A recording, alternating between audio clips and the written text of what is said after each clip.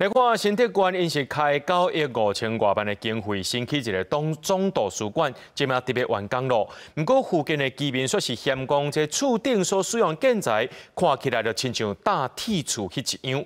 面对着外界质疑，这新竹县政府是解释讲，因使用的是欧洲的阿鲁米合金考察建材，符合减碳的目标。已经做要8成接近完工的新竹县图书馆，是开8亿5000万起的。不过，两边厝顶白色规大片的外观，和住伫附近的民众批评讲，看起来亲像铁厝同款。就是铁皮屋啊，台湾的特色。虽然说什么是欧洲用的什么铝合什么东西，这视觉上真的是没有那样子的价值。因为不管是这一面的民众，那边的民众，拿各个角度的民众拍来的，就是铁皮屋的样子，所以其实。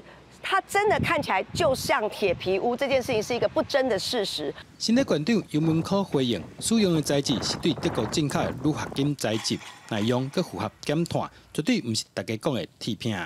这讲铁皮屋是有点沉重啊。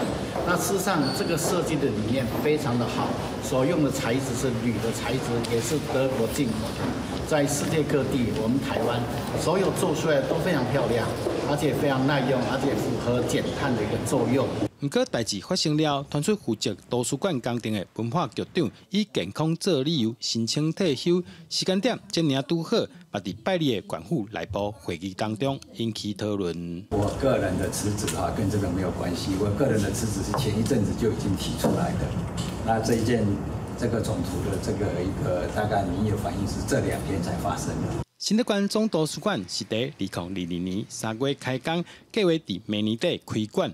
面对外界嫌图书馆外观歹看，管府指出后续会参团队进行讨论，看当安怎调整。记者杜君和新竹报道。